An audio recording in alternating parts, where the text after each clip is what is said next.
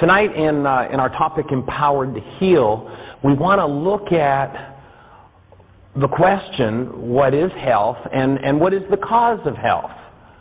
If you look at the traditional approach in the world, what you'll find is that in order to find health, our billions of dollars are usually spent researching disease.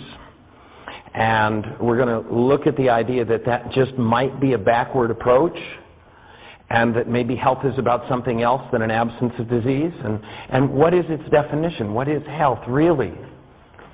And the best definition I've been able to come up with for health is not that health is an absence of symptoms or pain, but that rather health is living in our natural condition, living as the being that we are. Now, if you look at the most ancient teachings tell us that we're made of the stuff called love. And the best definition I've found for health is that health is a state of conscious, active, present love in the human organism. And when we don't have that, we're in a dis-ease state. Disease is not something out there that invades us from the outside and takes us over. Break the word down. It's dis-ease, a lack of ease. And when as human beings we don't have the condition of love in our minds, in our emotions, and in our physiology, we are literally in a dis-ease state. And that creates a disturbed physiology that leads to what we call organic disease. You know, if you look into most of the schools of healing, they've recognized the thing that they call a second-year syndrome. And the second-year syndrome is what happens in schools of psychology and different schools of healing, where the people studying diseases develop the diseases they're studying. A statistically significant number of specialists die of their specialty. Heart specialists die of heart disease.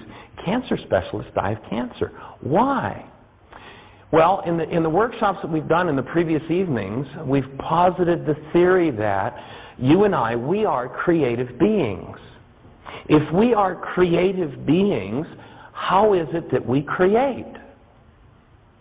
Well, science doesn't particularly talk about that, but if you go back to the ancient Aramaic language, in the opening words in the book of John, where we're told it says, in the beginning was the Word, and the Word became flesh, it doesn't say that in Aramaic. What it says in the ancient Aramaic is that in the beginning was the mind energy, and the mind energy became flesh. We were told how it was that we create what happens in our lives. And if we have an intense focus on the vibration, on the energy of disease, what is it that becomes organized? What is it that falls into place in our organic structure? And I'd offer that with an intense focus on disease, we tend to develop diseases. Now, if you look at those who would purvey the things that suppress the symptoms of disease, you'll notice that wherever they're advertised, generally speaking, the first thing that's done is an intense emotional focus on the disease process. Why is that? Does somebody know what they're doing? I mean, think about it. You see the child suffering and the worried parent, and you're drawn into that picture. With what? An intense focus on the disease process, and then pops in the solution. Well, we're going to take a different perspective than that, and we're going to look at how it is that we as human beings create, and how we move into the state where we are empowered to heal.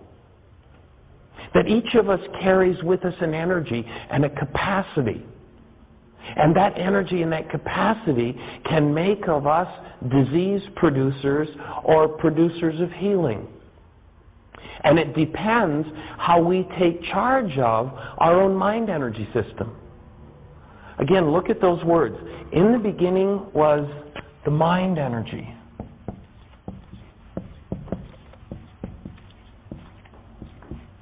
And the mind energy became flesh.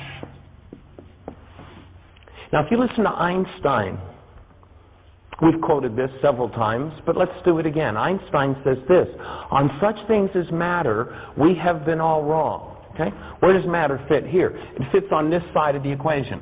On such things as matter, says Einstein, we have been all wrong. What we have heretofore called matter is energy. Energy whose vibrations have become so lowered as to be perceptible to the senses. There is no matter. Einstein's telling us matter doesn't exist. And you'd almost think he was reading from the book of John, wouldn't you? In Aramaic. Now, he didn't put the factor of mind in there, but if you look at what organizes, what becomes organized is the mind energy that we engage in. It's our creative capacity. And you look back into the most ancient and the Old Testament teachings, and you hear the Creator saying to human beings, "Of the works of my hands, command ye me." What would we call everything on the right side of this equation? Would we say these are the works of the hands of the Creator?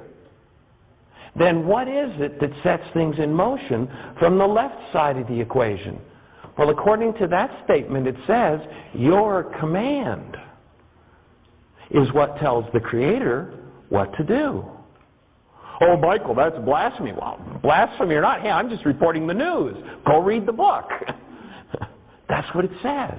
Of the works of my hands, command ye me. The Creator's saying, tell me what you want, folks. I'm on the inside. I'm making the whole system work, but I'm going to make the system work according to the way you want it to work. Now, if you want to take the time to study how the system works, you'll figure out that you're the one who's telling me what to do. And if you don't want to take the time to figure out how the system works, then you'll think that you're a victim of something out there, some bug that caused the disease. And there are no bugs that cause diseases. There are no bacteria, there are no viruses that cause diseases. Yes, they are a corollary of disease. They're there when the disease process happens. But that's because the decay of tissue gives rise to a cleanup crew. It is not because the cleanup crew causes the disease process. Now, we have this energy system when you start to look at it. And why is it sometimes a difficult process to arrive at this place of healing, to arrive at this place of understanding, to arrive at the place where we are empowered to heal in every area of our lives? Well, if you look at this human system, what has been organized, if it's true that what has been organized is mind energy, there's a pretty massive accumulation there. In order to show up as this complex a system, it's a pretty massive setup. And when you look at the amount of mind energy that's been put into the system that doesn't belong in the system, and how habituated it is, how habitual it's become to stay focused in the disintegrative mind energy patterns. Now, if you go to the Aramaic language in the Lord's Prayer where it says, forgive us our debts, that word debts can be properly translated habits. Get us out of our habit mind. You see, one of the keys to healing is you've got to be out of your mind. That's one of the keys to the process. That you've got to be out of the state where you're stuck in the past. Because the mind energy of the past doesn't leave us available to the present moment. And if we're not available to the present moment, it's difficult to engage in the condition of love that is available continuously for each of us. Now, if you go back again to the ancient teachings, they tell us that we have two different bodies. We have a physical body and a spiritual body. Now, when you look at that, you start to recognize that everything that's in the so-called physical body, or what was called the temple, is an energy that's come from the mind energy of the past. by the fact that it's solidified into form. It is already in the system. And this so-called physical, its name was Adam. Adamos means red clay. So we have this system that's made of red clay, and the red clay stores memory. And then what it has stored as memory, when it makes a reappearance in our minds pretend, or so it would seem, that what's coming from our past is actually the present. And if we as creative beings get locked in that past and keep producing it over and over and over again, then we'll be stuck in that syndrome of, why is this happening to me again? Now, when I say everything from the human mind, from the Adam mind, and you'll remember the ancient teachings talked about the fact that we have two minds. That we have the ability to be in Adam's mind, or be what was called being a son of Adam, or we have the ability to be in the Creator's mind. You'll remember Paul said the goal of the work was to be of like mind with Christ. In other words, to engage another mind. If we continuously engage the mind of the past, then we're going to keep reproducing in our creative process the past. And you've got to start to deal with present time, bypassing what's gone in the past, if you're actually going to heal what's in your system from the past. Now that may seem like, gee, Michael, I've always been taught to experience life through my mind. How else can you do it? Well, that's one of the problems. That's what we've always been taught. And one of the keys is to be able to step back from your mind and observe it in operation. To kind of become the thinker apart from the thought, the feeler apart from your own feelings. So I'm going to invite you for a moment to do that, if you would. I'm going to ask you to step back from your mind for a moment. And as you do, just watch what happens in your mind. Observe it and catch it at its game. How about, if you would, putting your right hand on your right ear? Would everybody do that? Put your right hand on your right ear. Now, you'll notice if you look around the room that everybody's doing pretty much the same thing. All right, put your hands down. Now, why did everybody do the same thing? Well, obviously, Michael, you told us to. I've got a different theory. I don't think that's why you did what you just did. I think that you, like I, had a mother who taught you, this is a hand, this is an ear, and when I spoke those words, I resonated a reality from your past, stored in your Adam mind, and when I resonated that reality, it came forward and gave you a set of instructions, and you followed those instructions. Let's imagine, for example's sake, that Jerry has a different past than everybody else in the room. Let's imagine that Jerry's mother taught him this is an ear instead of this. When I said put your right hand on your right ear, what did Jerry do? Did he do this like everybody else? No, he did this. Why did he do something different? I mean, we're all in the same room at the same time. I gave the same instructions to everybody. Why did he do one thing and you do another? Because the instructions that came from his mind, from his past, resonated by my words in the present, were different from the instructions that came from your mind and your past. So did you actually follow my instructions? Or did you follow the instructions that were in your Adam mind that came from your past? Two totally different behaviors based upon what was in past. Now, it can be difficult to catch the mind at its game at first, at its trap. And so building a time delay in can help to make it easier to catch the mind at its game. So I'm going to ask you once again to step back from your mind and observe it in operation. And as you step back and observe it in operation, this time instead of putting your right hand on your right ear, would everyone please put your right hand on your gizzard? Would everybody do that? Put your right hand on your gizzard? Now, notice what just happened in your mind. And unless I miss my guess, it probably went something like this. Gizzards. Let's see. Chickens have a gizzard, and they're up here, or are they down here? And do I have one, or just chickens? Kind of how it went. Notice you went searching through your past to find a reality for the present. Now, if in every experience of your life you have to look through your past to find a reality for the present, where do you live? You live in the past. Those who lived in the past were said to be the dead, who were buried by the dead. If we don't know how to step out of our past, if we don't know how to step out of Adam's mind and bypass what has already gone before us, we cannot be open to fresh creation. And as creative beings, that's what our capacity is, to engage in original creation. And when we engage in original creation, we must, of necessity, engage in it out of our created being, which is love. Now, there's a big argument going on the planet, creation versus evolution. And that's a really important argument if you think you're a body. Because, of course, whether your body came from apes or not might be important. But when you realize that you are not a body, it's an irrelevant discussion.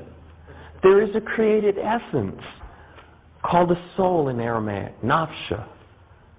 And then there's a physiological component, or what was called the atom body. If you go back and you read the creation story, and I want to really make it clear that when I approach this whole process from the Aramaic, I'm not looking to delve into religious principles. I'm looking to the Aramaic, which is a physics language, the Aramaic, which is the native language not only of Jesus, but of 5 of the world's major religions. There's a reason for that. And I think the reason is because each of those religions started out of a physics language that knew how the world worked. And then usually men took over and made it how men wanted it to work and used it to control others. But in the original essence, there was a story about, here's how life works, folks. So let's look at the creation story. You'll notice in Genesis, the Western creation story, there are 2 stories about the creating of human beings. You ever looked at that? The first one says, in the image and likeness of God He created them, male and female He created them. Period. End of story. The human being is created. Now, I've heard some preachers stretch a long way to make sense of this, because just a couple of lines later it says, there was no man to till the soil.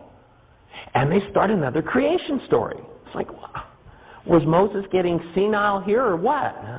No, I don't think so. I think that it was known exactly what was being said. There was no man to till the soil was saying there was no physiological component. There had not yet been the solidification that we call matter. The creation of the human being had occurred. We are created essence love, a spirit being made in the image and likeness of a spirit being called God, a spirit being called love. If you go forward to John, it says that the Creator, God, is love. And we're made in the image and likeness of that. So here is our essence, created of love. Now, I've asked this question of you before, and I'll ask it again, because it's such an important question. How many can remember coming into a world and looking around at the world of strife and conflict and fight and negativity, and looking through small eyes that said, that's not the way the world's supposed to work. It's supposed to be different than that. How many remember knowing? Most everybody remembers. And because we're doing this on camera, I won't go to the audience, but every time I ask this question, the same reply comes. It's some variation on the theme of love. Why? Because you and I are made of the stuff called love. We come into this life knowing what we're made of, knowing what we're here to express, and then the world goes about tearing us out of it, and we tend to buy in. So let's look at the second creation story, the soul. Love is created. And then the second aspect says there was no man to till the soil, no physiological component. And then it goes about developing the evolution story. And then Adam is now present. And then the final statement marries the two. Adam is created, and the final statement there says what? And God breathed into Adamos Napsha. So the created spiritual essence, love, is now breathed into this evolved physiological system. God breathed Napsha into Adamos, and Napsha became a living or an incarnated being. Now, imagine this physiological system that's evolved through this strife-filled world, through this conflict world, and it has lots of protect mechanism and knows all about survival. Survival is its game. And imagine this soul being breathed in and saying, "Hi, I'm your new landlord." And Adam's saying, "Well, what are you talking about? What do you mean?" "Well, the Creator breathed me in here and said, I'm in charge now. You see, you're just a set of programs. You run on a pre-programmed survival mechanism, and now I've got choice. I've got something new in the creation. Something showing up now that's never been before." And you'll notice if you look through all of the creation, you don't find one creature that goes against what it's programmed or structured to do. You won't find two robins in the spring that come back to Omaha and land in your backyard, look at each other and say, "Isn't it great to be back in this beautiful backyard? But dear, we've been coming here for 5 years, and every year we build a robin's nest. I think this year we should build an Oreo model." You won't find a robin doing that. The robin can't do elsewise but to build a robin's nest. You won't find a salmon in the South Pacific swimming along in those nice warm waters that all of a sudden gets the call and says, say what? You want me to do what? Let me get this clear. You want me to leave these nice, warm South Pacific waters? You want me to swim 3,000 miles back to that icy cold stream that I was spawned in? You want me to swim upstream, get half beat to death on the rocks, lay eggs and die? You're crazy. I'm not going. You won't find a salmon that does that. The salmon gets the call, it finds the very pool in which it was spawned and does exactly what it's structured for. And so it is with Adamos, the physiology. It was an interesting piece of research that was done by a psychologist and several years ago. And actually, I don't know whether the research is as interesting as the fact that he got something like $9 million from the government to do this research. If I remember the numbers correctly, and I may be off there, but a significant sum of money. And he wanted to research a thing called a sand flea. And what they had observed with these sand fleas, a sand flea is a creature that digs a hole in the sand, and the interesting thing about it is that whenever it wants to eat, the sand flea goes and finds food, brings it back, sits it at the edge of its hole, goes back in the hole and does whatever sand fleas do when they do that. It comes back out, gets the food, and eats. Well, the psychologist decided that when the sand flea went back inside of its hole to do whatever it does, he'd remove the food. And so he did.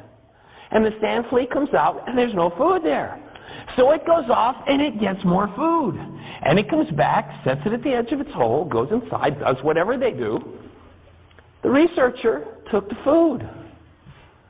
The sand flea came back out, the food was gone. The sand flea goes and gets more food, comes back, sets it at the edge of its hole, goes inside. The researcher removed the food. The sand flea comes back out, you get the story? You know how long the sand flea went and did that routine? Until it starved to death. It doesn't. This physiological system doesn't have the capacity to change its own mind. Adam can't change itself. You know, there are countries in which monkey meat in the past has been a delicacy. And the way they would trap monkeys is they'd take a coconut, they'd cut a small hole in the coconut, just big enough for a monkey to squeeze its hand in. They'd empty out the coconut meat, they'd put food in it that would attract the monkey and attach it to a tree. The monkey would come along, be attracted to food, stick its hand inside, get a handful of food, and now it can't get its hand out. And it's trapped. And it isn't bright enough to let go. The monkey body, monkey mind, the Adam mind can't let go. It can just run whatever's in it over and over and over and over again. And so look at this creation story and see that our Adamo system has a memory bank filled with everything from its past. And it's programmed for survival. It knows how to survive. So let's imagine the objection that this Adam mind puts up to Napsha in saying, look, what do you know about life? What do you know about survival? I know how to keep us alive. Before I turn this system over to you, just because you've got choice, so what? Before I turn it over to you, I'm going to give you a test. There are 2 berry bushes over there. If we eat the berries off of one of those bushes, it will kill us. If we eat the berries off the other one, it'll nourish us. Do you know which berries to eat? What do you mean, kill us? What are you talking about, says Napsha. Doesn't know anything about death. And the ego mind, or Adam mind, explains death. Oh, gee, I didn't know anything about that. Well, I'll tell you what, maybe when it comes to choosing food, you better take care of it, because I don't know. Well, let me give you another test. There's a huge Tyrannosaurus Rex down the road there.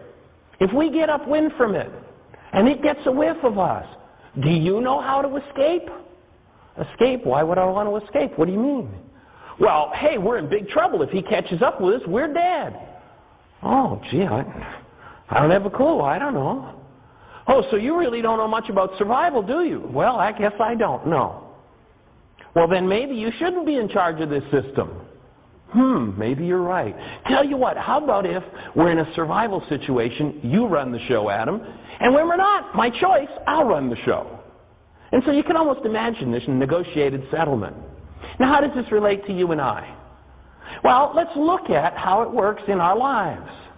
A situation that I think all of you will probably be able to identify with. Let's imagine that, and I'm going to assume, seeing as how you're watching this tape and you're at this workshop, that at some point in your life you decided that life was about love, that you wanted to go back to that original created condition and express life that way. And you'll notice that, especially in your closest relationships, you were fully able to do that, right? Until that person you're in relationship with gave you the look. And what happened to your choice? How do they determine what's a survival situation? Well, we could easily imagine that this negotiation that took place between Napsha and Adam resulted in, well, let's invent an emotional meter. And the meter goes from 1 to 10. Anything above a 7 is survival. As long as the meter's below 7, you've got choice. It's up to you. Do whatever you want. But if something comes along that resonates that emotional meter and it goes beyond 7, choice is over and you're going right back to the old programs. You're going to run life just the way your past has structured you to run life. And if hate and fear and intimidation and gossip and slander and vengeance have been what's in your past, your monkey body, your monkey mind can't let go. It doesn't know how to change itself. But you, Napsha, when you wake up, remember the creation story? One of the first things that happens to Adam after the creation, it says, he fell into a deep sleep. You notice there's nowhere that it mentions him waking up? Why? Is it because most of us, as created spiritual beings, as love, have fallen asleep in that reality structure that comes from our atom bodies? And that whatever seeming decisions it makes, and its decisions are just repeated programs. They just run. In any circumstance that looks like a past circumstance, the program runs. Whether it's appropriate or not. Gee, I want to create love and support and nurturing my relationship, but if somebody gives me the look, well, gee, when I was 3 years old, that meant this 280-pound Hulk was going to come down and beat me with a belt. So now here I am, 40 years later, in a relationship with someone I love dearly, and they turn their head just the right way to resonate that old reality. What happens? Choice is gone. This is survival. And though now I'm dealing with the person that I love and not a 280-pound Hulk with a belt in his hand, what do? If I haven't forgiven, if I haven't removed that energy from my past, I'm going to play it out. And after I play it out, I'm going to say, oh, God, why did I do that? That's not what I wanted to do. That's not my choice. Anybody ever done that? Done anything against your own will and choice?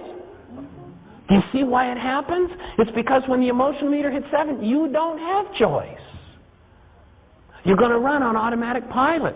But where your choice lies in the healing process. And each of the tools, people will say to me oftentimes, well, Michael, how do I heal this situation? How do I heal this? How do I heal that? All of the above. That's all we ever talk about. Every tool we teach in this work is about how you remove the realities from the mind that don't belong there so that this emotional meter doesn't hit 7. And you don't fall into survival where there's no survival issue involved. And so to wake up to who we really are and to take charge of this system and make real choices and remove from it that which does not belong in it is one of the keys to being empowered to heal. It's one of the ways that we wake up to who we are. So health, I would offer, is a state where we embody in our minds conscious, active, present love continuously. And when there is something less than love, we remove it. We take it out of the system. And we step back into who we really are as created spiritual essence, as love. And when we're able to presence love in our minds, whatever of those old realities that come forward that no longer serve us, those survival realities, by the simple exposure to love, by the capacity to hold love, conscious, active, and present, when one of those old emotional meter issues comes forward, it literally creates a transmutation of energy, which tomorrow, if we face the same circumstance that today locked us into an old behavior we'd rather not do, by having exposed that old behavior to love, it changes. It diffuses the energy. It's called the process of forgiveness. Forgiveness in the ancient Aramaic language means a tool for changing a reality in your mind. So if there is a reaction, break that word down, react. How did you react to that situation? In other words, how did you do an act that you'd been taught to do on a previous occasion? And that's all the Adam mind's capable of. But as spiritual beings, we're capable of more than that. We are actors. And we are capable of engaging in original creation, of bringing into every circumstance in our lives the being that we are, the love that we are. And the ancient Aramaic is, for me, has been the closest that I've been able to find to describing that process and what it's about. And once you start to study the framework and the culture of the Aramaic in its true original form, and you will find things from the Aramaic that even those things are not on target when it comes to the teachings of Jesus. Why? Well, go back and you hear Jesus saying, even to the people of the day in Aramaic, there are many things I would like to say to you, but you can't hear them yet. We've got to be able to deepen our experience to match the experience that was being talked about in that language to be able to comprehend it. Elsewise, a higher teaching has to be reduced in its level of understanding to the level that the person interpreting the teaching has reached. You can't be at a level 7 and understand a teaching at level 10. It just doesn't happen. And so to deepen your own process, to take charge of your own energy system and deepen the experience of being love, as you look at that teaching in Aramaic, you'll come more and more to comprehend what it spoke of in real human terms. And it loses its religious significance, and it takes on, for me, something much greater. It takes on the significance of life process. It wasn't about some intellectual process or ceremony called religion. It was about, here's how life works, folks. The Aramaic language was spoken right from the Middle East to the Great Wall of China for 1,000 years before the birth of the man named Jesus and 1,000 years afterward. It was the languages of each and every one of the Old Testament prophets. It was the language of Baha'u'llah. It was the language of Zoroaster. It was the language of the Old Testament scholars. 5 of the world's major religions. Why did they stay around? Because of their level of understanding. Why is it that we want to go back to that language and that culture to gather an understanding? Well, let's use an example. Let's imagine that we go to the jungles of South America and we follow a fellow who has done a 5-day trek, and he's 20 miles from his home. He's farther from his home than he's ever been. And he lives a jungle existence within his culture. He has never been out of those huge jungles in South America, and he's never experienced anything like modern civilization. And let's imagine being 20 miles from home. All of a sudden he hears this roaring noise. And he goes to the edge of the jungle to inspect, and he sees this huge yellow animal with round legs, running back and forth in the jungle, just knocking down trees left, right, and center. And then he watches another huge animal come along and lay down this black surface over everything where the trees have been knocked down. And I mean, over a period of days and weeks, he just watches from the edge of the jungle in amazement as this happens. And then all of a sudden, one day, he hears this roaring noise in the sky. And he looks up and he sees this huge bird, bigger than any bird he ever could have imagined. And imagine this bird lands, and it's an unusual bird in that it opens its mouth, which is on the side instead of the front, like every other bird he's ever seen, and it spits out live people. I mean, this is some kind of bird, eh? And then it eats more people and takes off again with a roar. Now, of course, you and I know what he's just observed, don't we?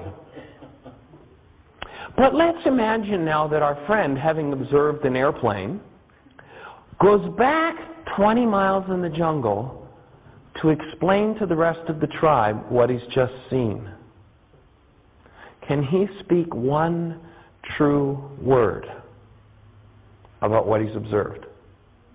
I mean, let's think about it. He saw this huge bird that was shiny like the sun. It had no feathers. Its skin was as hard as rocks. Its eyes were huge. Its mouth was on this. Can he say anything true about what he's observed? Not possible, is it? What is he going to have to do to enable him to speak to those 20 miles deep in the jungle about what he's experienced with an airplane? Well, he's going to have to come into and build the brain cells for what an airplane is and what modern transportation is. In the ancient Aramaic, that was called having the eyes to see and the ears to hear. So he's going to have to develop the eyes to see and the ears to hear what that's about.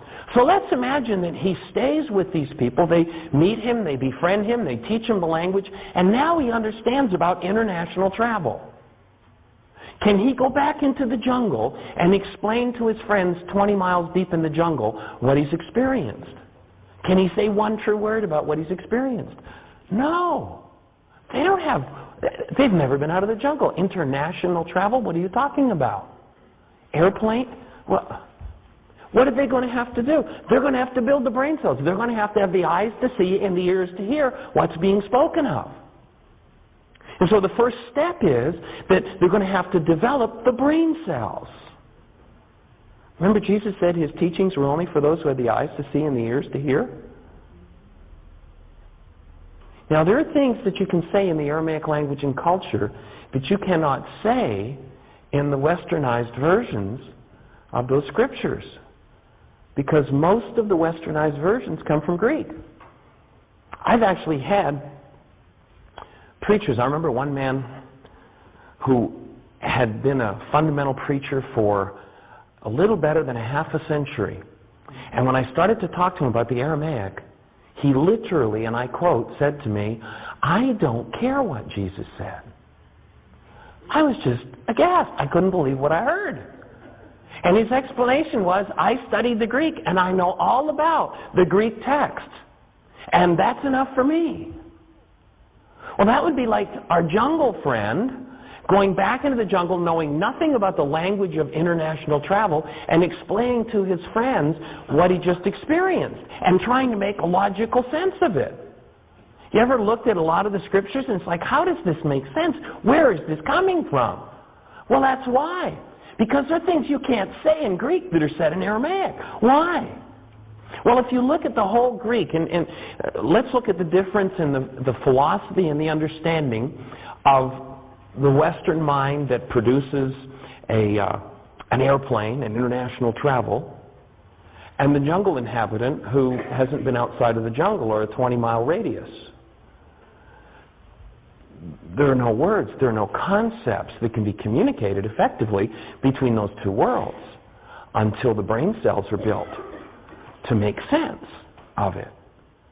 Well, in precisely the same fashion, if you can see the dichotomy there, let's look at the ancient Aramaic, where you have a man named Jesus who says things like, "The Father within me does the work.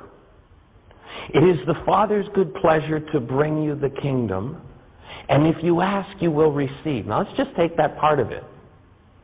And then let's see if you can say those things in a Greek conceptual framework that knows nothing of internalized God, but rather has this whole external pantheon. These creatures that kill their mothers, rape their daughters, do all sorts of horrid things. They're called gods in that Greek philosophy, right? In the Greek mythology. And the powers are all externalized. Now, Jesus talks about a process of forgiveness, which is a way that you reach into your own mind to remove the realities from your mind that are your disease. And then you go to the Greek language, which has externalized all the powers, and instead of forgiving, you start pardoning. Instead of a power within, it becomes some horrified power out there that's out to get us. Look at the whole base of understanding, and now look at the Western mind and how many are still looking for some God out there that's going to get them, and some afterlife out there, in the name of a man who in Aramaic said, "Hey, if somebody tells you the kingdom of God's over there, don't believe him, it's within you." You can't make sense of it in Greek. It's not until you go back to that Aramaic structure that the whole energy system starts to make sense. For me, when I first contacted the Aramaic, it was so exciting to me because my background was in electronics and physics. And what I immediately saw was this is a physics language. This language describes how life works. This language describes how this physiological system works. Mind energy organizes this world of flesh. This makes sense. And all of a sudden, when you go to that framework, the whole thing starts to fall into place. And it is built to liberate people. You go back and listen to Jesus, and he says, "Know the truth, and the truth will set you free." Now let's look at what is generally referred to in our culture as the beloved King James Version of the Bible. You know, if you went back and talked to the Founding Fathers, the Founding Fathers would not touch that book because it was government issue. It came from the king. The previous versions of the Bible did not support the divine right of kings. James said, "I want the divine right of kings in there." And he went about having a translation done. Now, let's look at the structure in England at the time when James had that book written. The way the culture was organized was sort of on a pyramid level. You know, pyramid schemes in our culture are illegal, right? Why? Because it turns over everything from the bottom levels to those at the top, and the people in the bottom end up losers. So you look at that structure, and you had a group of people who were literally chattels. They were owned by the property owners. The whole base of the pyramid in that culture were people who, if the overlord sold his land, is everybody breathing, by the way? If the overlord sold his land, the people went with it. They were owned. They were property. Now, you don't have to look very deeply to see, you just look at the word that was used to describe them. What were they called?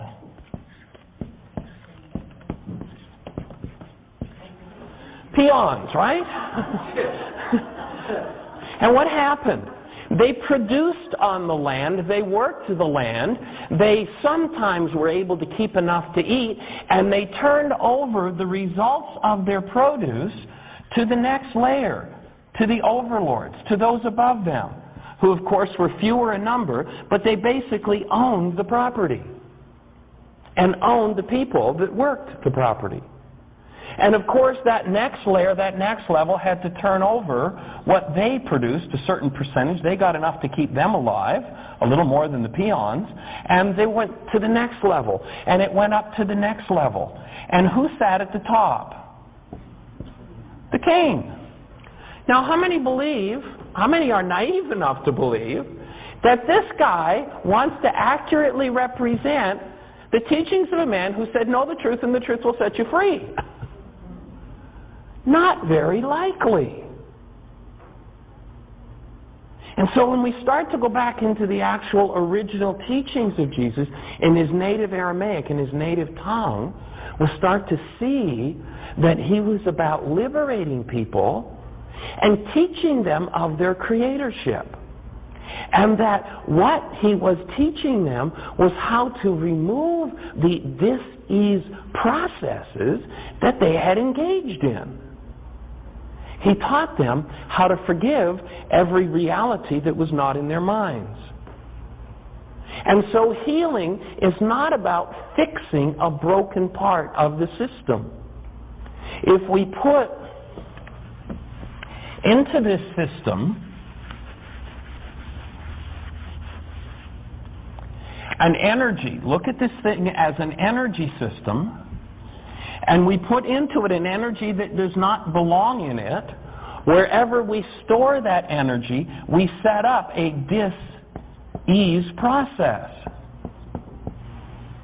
The process of healing is not the process of suppressing the symptoms that reflect in the organized state, in the organic structure, but rather the process of healing results from removing what does not belong in this system. Removing the overlays that we've put in it that block its original intelligence, its original capability, and its natural state of health. So if we're ready to look at the problem, we get to see what's really going on. Now I'd like to move from the ancient physics language of Aramaic into some modern writing, and I'm going to read some work from a man named Fred Alan Wolf. Fred Alan Wolf is a physicist. He's a former professor of physics at the University of Paris and at San Diego State. And here's what he says. He says the only mystery, let's look at the world and look at physiology now from a physicist's point of view. The only mystery of quantum physics lies in the wave-particle duality described by Richard Feynman, a Nobel Prize-winning physicist. He says that atomic objects, electrons, protons, neutrons, etc., sometimes behave like particles and at other times behave like waves. In other words, what do we have? We have a state where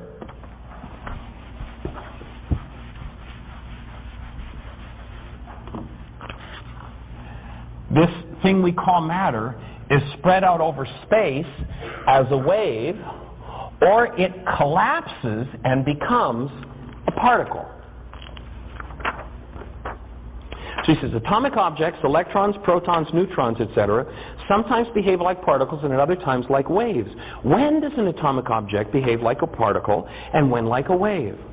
According to many quantum physicists, the answer depends on whether or not the object is observed. Key. What is observation? The action of simple observation causes the wave to collapse, producing a particle. Nobel laureates Eugene Wigner, Brian Josephson, and many other physicists believe that this action of consciousness is a fundamental event beyond physics. Fred Alan Wolf goes on to say, we view it as the action of consciousness. Without such actions, the world and all of its participants would remain wispy, ghost-like quantum waves, and there would be nothing physical at all. Now, what is this thing we call the observer? Well, when you recognize we live in an energy universe, let's do something here with color that'll kind of demonstrate what we're talking about. Let's imagine that we have a blue potential. Let's imagine that we have a wave that is a red potential. We have a green potential. We have a purple potential. Now, let's imagine that each of these are potentials for solidifying or collapsing and becoming the world of matter. But something has to interact. Something has to add an energy to any one of these for it to collapse and become a particle. So let's imagine now that we have an observer whose mind energy, let's let this blue represent a world of fear. Let's let red represent a world of anger. Let's let green represent a world of healing. And let's let purple represent a world of love and awakened spirituality.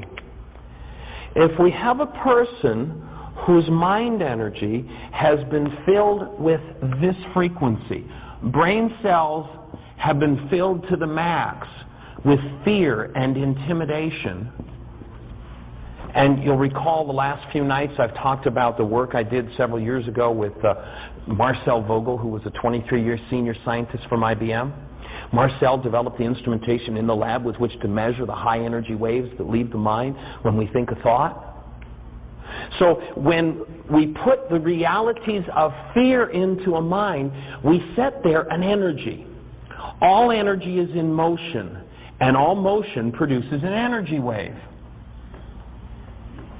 So if that's the frequency, if that's the wave that this person, and if you could trap the whole world of people into those brain cells of fear, out of the quantum potential, which wave is going to be in resonance, which through resonance is going to have energy added to it and is going to collapse? We're going to see this collapse out of the quantum soup or the quantum potential and become the world of matter. Now, once it has collapsed, imagine you're the observer looking at all these fearful people out here. Do you suppose it's going to do any good to work on trying to get them to change? It's not going to happen.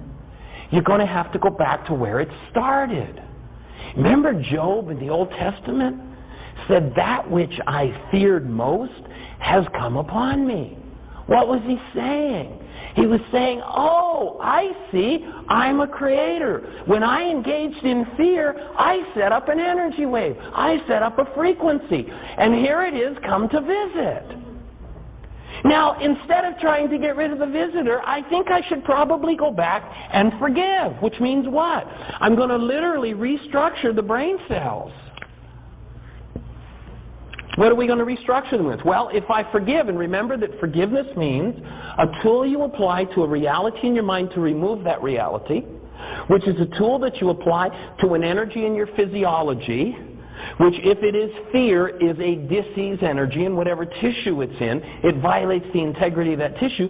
So you remove that, you forgive that, and all of a sudden, this wave is no longer the predominant resonant energy in your mind. What's going to tend to happen?